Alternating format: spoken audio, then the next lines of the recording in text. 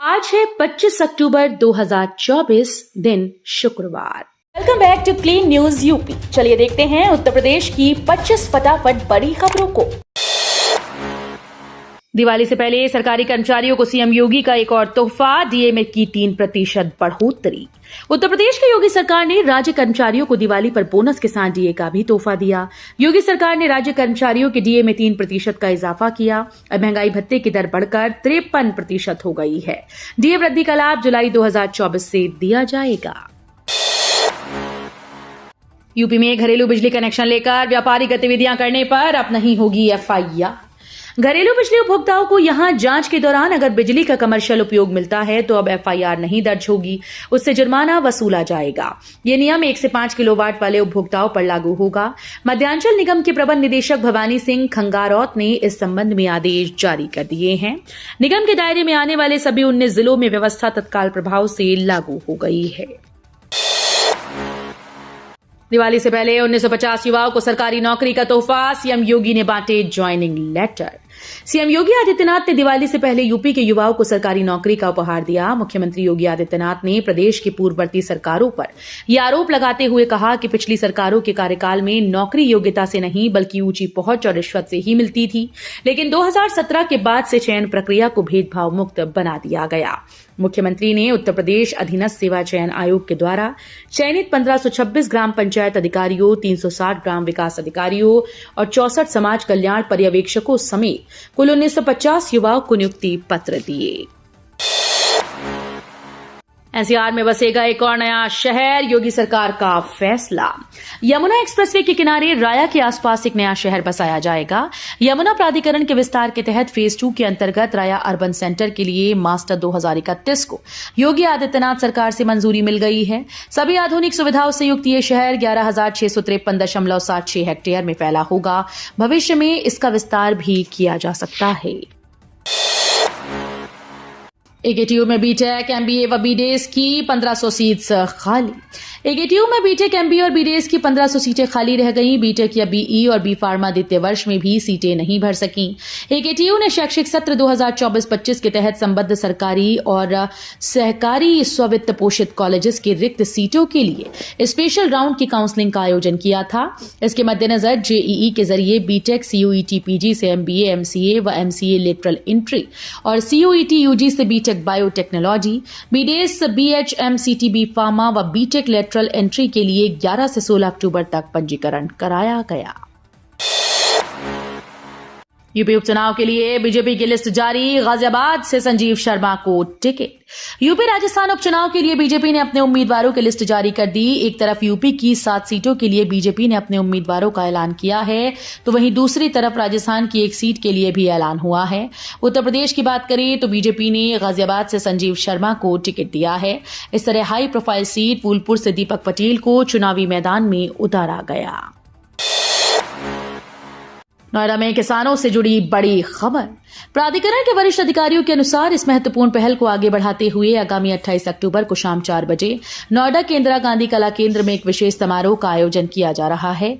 इस कार्यक्रम में सांसद डॉक्टर महेश शर्मा की उपस्थिति में 40 किसानों को 5% भूखंड के आवंटन पत्र वितरित किए जाएंगे।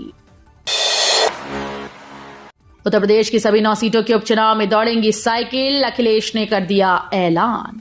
विधानसभा उपचुनाव में सीटों के बंटवारे को लेकर चल रही खींचतान पर सपा के राष्ट्रीय अध्यक्ष अखिलेश यादव ने विराम लगा दिया है।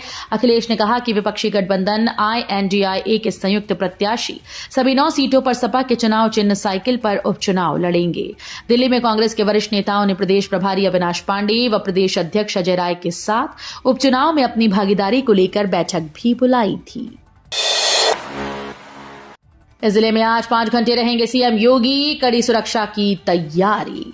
दूसरे जिलों के पुलिस अफसर भी तैनात होंगे। यूपी के महाराजगंज में आज 25 अक्टूबर को सीएम योगी आदित्यनाथ पहुंचे। योगी इस शहर में करीब 5 घंटे तक रहेंगे।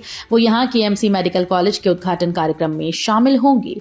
सीएम योगी के दौरे को देखते हुए तैयारियां पूर्ण कर ली गई हैं। सीएम के कार्यक्रम के चलते जिले की नहीं आसपास के जिलों से भी पुलिस और अफसरों को सुरक्षा व्यवस्था का जिम्मा सौंपा गया है। महाकुंभ 2025 में आस्था की डुबकी पर भीड़ नहीं बनेगी रुकावट। दुनिया के सबसे बड़े आयोजन और सनातन आस्था के केंद्र महाकुंभ मेला 2025 को सभी के लिए सुगम बनाने की दिशा में योगी आदित्यनाथ सरकार लगातार काम कर रही है। इस महाआयोजन के दौरान 40 करोड़ से अधिक लोगों के प्रयागराज आने का अनुमान है। इसको लेकर मेला प्रशासन और जिला प्रशासन दोनों ने क्राउड मैनेजमेंट की तैयारी की है। खासतौर पर पीक डेज के दौरान अत्यधिक भीड़ के कारण कहीं कोई अव्यवस्था न हो, इसके लिए कार्ययोजना तैयार की गई। मदरसों में बदलाव की बयार। अलिफ बे पे ते की तालीम लेने वाले मदरसों के छात्र माइक्रोसॉफ्ट एक्सेल और पावर पॉइंट जैसे कंप्यूटर से जुड़ी आधुनिक शिक्षा भी प्राप्त कर रही हैं। बदलते समय में कंधे से कंधा मिलाकर चलने के लिए अंग्रेजी बोलना, पढ़ना और लिखना भी सीख रही हैं। इसके अलावा शारीरिक व मानसिक विकास के लिए खेलों में भी हिस्सा ले रही हैं। सुप्रीम कोर्ट ने यूपी मदरसा शिक्षा बोर्ड अधिनियम की वैधता पर सुनवाई करते हुए कहा कि मदरसों को कुछ अनिवार्य नियमों का पालन करने के लिए बाध्य करने वाले कानून के साथ मान्यता देने में कोई हर्ज नहीं है। मुरादाबाद में अचानक बढ़ गया वायु प्रदूषण, काशीराम नगर ज्यादा प्रदूषित। अभी दिवाली का त्योहार आने में एक सप्ताह का समय शेष है और मुरादाबाद की हवा पहले से ही प्रदूषित होने लगी। PM 2.5 का अधिकतम स्तर 300 के ऊपर पहुंच गया है। शहर में सबसे ज्यादा प्रदूषित हवा काशीराम नगर की है। रात 9 बजे के आंकड़ों के अनुसार यहां का AQI 215 था। विशेषज्ञों के अनुसार ये स्तर खराब होता है। ईवीएम तो सरकार की मौसी है, किसान नेता राकेश टिकैत बोली। उत्तर प्रदेश के बिजनौर जिले के नुमाइश मैदान में गुरुवार को भारतीय किसान यूनियन टिकैत की महापंचायत में कई जिले के हजारों किसान जुटे। भाकियों के राष्ट्रीय प्रवक्ता राकेश टिकैत ने सरकार और ईवीएम पर तीखा हमला किया। ईवीएम को सरकार की मौसी बताया। टिकैत ने कहा कि यूपी में हो रहे उपचुनाव पर चुटकी ली और कहा कि जनता वोट बीजेपी को देती नहीं, लेकिन जीतते यही है, क्योंकि ईवीएम तो सरकार की मौसी है। आयुष्मान भारत डिजिटल मिशन में योगी सरकार ने गाड़ा झंडा, देश में यूपी नंबर 1। उत्तर प्रदेश को आयुष्मान भारत डिजिटल मिशन में बड़ी सफलता हाथ लगी है। सरकार का दावा है कि सीएम योगी आदित्यनाथ के 7.5 साल कार्यकाल के दौरान यूपी बीमारू प्रदेश से उत्तम प्रदेश बनाने की दिशा में बढ़ा है। योगी सरकार ने प्रदेश के हेल्थ इंफ्रास्ट्रक्चर को सुदृढ़ करने, मरीजों को गुणवत्ता और सस्ता इलाज उपलब्ध कराने के लिए कई अहम फैसले किए हैं। यूपी के 56 लाख बुजुर्गों को योगी सरकार का तोहफा, दिवाली से पहले खाते में आए 1,000 रुपए। यूपी के 56 लाख लोगों को योगी सरकार ने दिवाली से पहले गिफ्ट दिया है। वित्त वर्ष 2024-25 की पहली तिमाही में ही इन गरीब बुजुर्गों के खाते में 1,000 रुपए प्रतिमाह की दर से पेंशन उनके खाते में जा चुकी है। सरकार का दावा है कि इसके लिए 1,67,975 लाख रुपए खर्च किए हैं। अधिकृत सूत्रों ने गुरुवार को कहा कि सरकार की इस पहल का उद्देश्य बुजुर्गों को आर्थिक सहायता प्रदान करना है।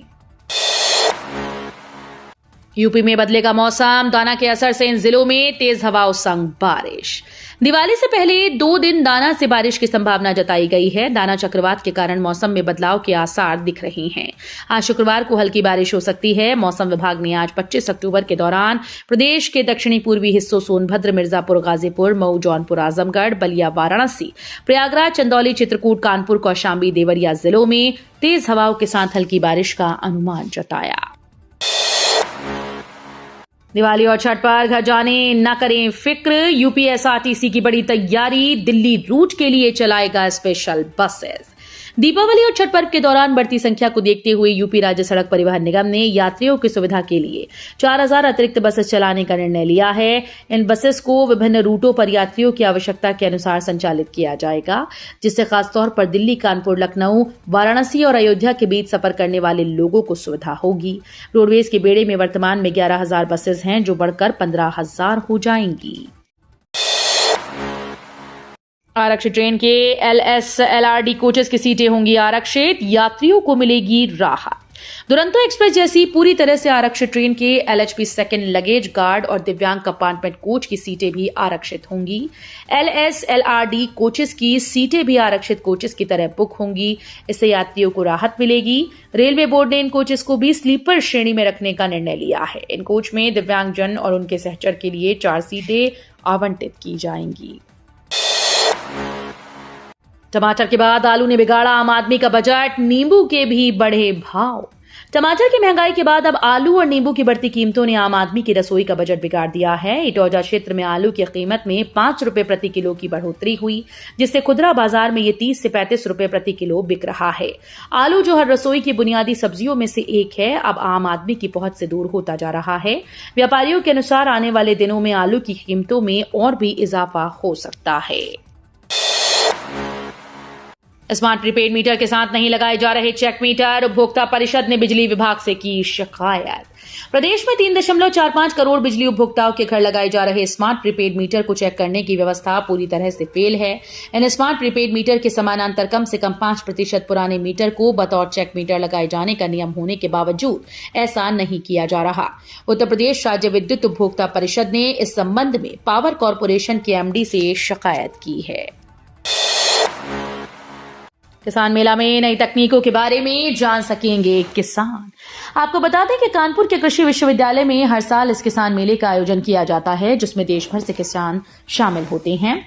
इस मेले का मुख्य उद्देश्य ये होता है कि कृषि क्षेत्र में जो नई नई तकनीकी और प्रजातियां विकसित हो रही हैं, उनके बारे में किसानों को जानकारी मिल सके, ताकि किसान इन तकनीकों का इस्तेमाल कर अपने खेतों का उत्पादन बढ़ा सके।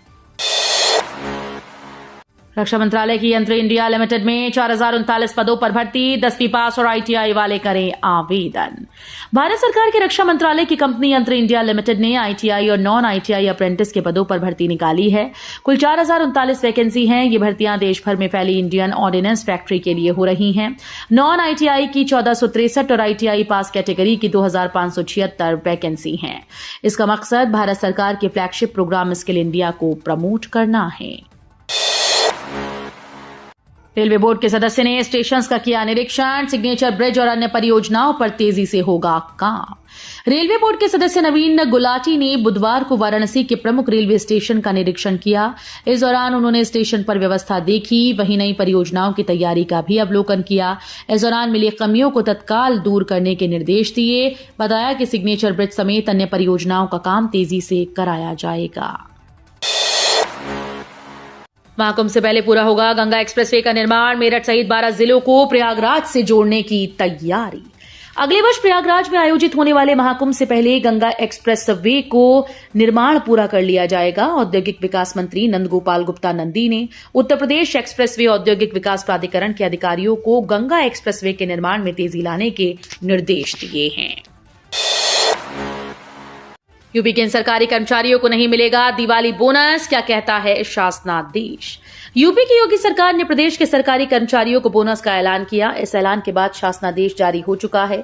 शासनादेश के अनुसार वर्ष 2023-24 में किसी विभागीय कार्यवाही या आपराधिक मुकदमे में दंड पाने वाले कर्मचारियों को तदर्थ बोनस का लाभ नहीं दिया जाएगा, जबकि ऐसे कर्मचारी जिनके विरुद्ध 2023-24 या उससे पूर्व अनुशासन और अपील नियमावली के अंतर्गत विभागीय अनुशासनात्मक कार्यवाही या किसी न्यायालय में आपराधिक मुकदमा लंबित हो, उनके बोनस की राशि का भुगतान निर्णय आने और कर्मचारी के दोष मुक्त होने तक स्थगित रखा जाएगा। तो ये थी आज की 25 फटाफट बड़ी खबरें। अगर आपको न्यूज पसंद आई हो तो वीडियो को लाइक और शेयर जरूर करें। धन्यवाद।